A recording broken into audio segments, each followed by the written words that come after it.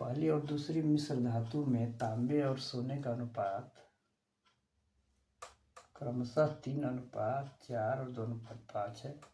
पहली मिश्र धातु के 14 kg, दूसरे मिश्र धातु के 21 kg।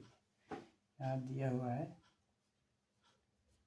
14 kg, दूसरे के 21 kg के साथ मिलाया जाता है।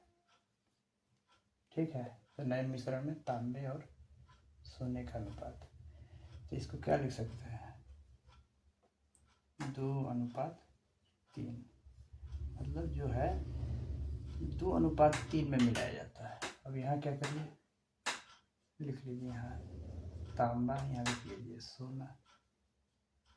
ठीक है, यहाँ मिश्रण फर्स्ट का कर लीजिए, यहाँ से कर लीजिए सेकंड। तांबा किस अनुपात में है, 3:4, 2:5। ठीक है, पहले इसको क्या बताएं, पहले इसको क्या करना पड़ेगा, जोड़ना पड़ेगा कि बराबर है कि नहीं है। अगर बराबर नहीं है तो बराबर करना पड़ेगा।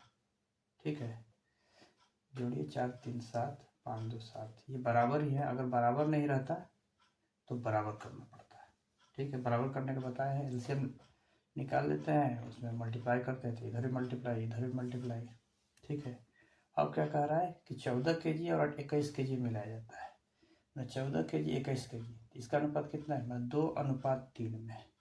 ये इसका जो पहला है वो 2 अनुपात में मिलाया जाता है।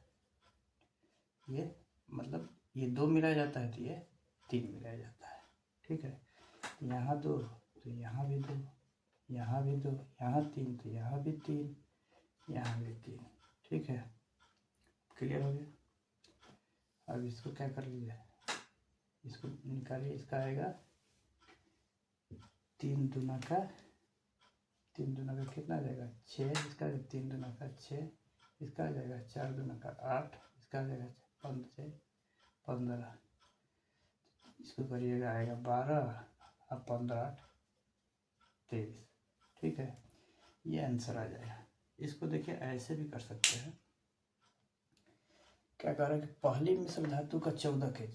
अब पहले मिश्र धातु कौन सा रेशियो है, 3:4। ठीक है, तो 3:4 को जोड़िएगा तो 4 3 7। ठीक है, और इसका निकालिएगा तो पहले से आ जाएगा, पहले में तांबा और सोना कितना कितना आ जाएगा, 7 7 दूना 14, 2 आएगा, 2 यूनिट, 2 से मल्टीप्लाई करिएगा, 6 और 8 आएगा, 6 और 8।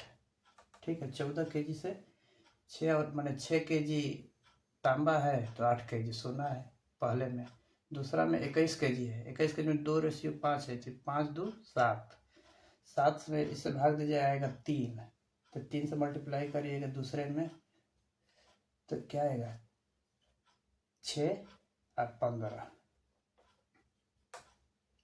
ठीक है, मैंने डायरेक्ट इसमें से इसका रेशियो निकाल लीजिए कि 6 kg तांबा आएगा, 8 kg सोना आएगा। दूसरे में 21 kg में इससे निकाल लीजिए, तो 6 kg तांबा आएगा, 15 kg सोना आएगा। इसको जोड़ दीजिए, ये 12:23 आएगा।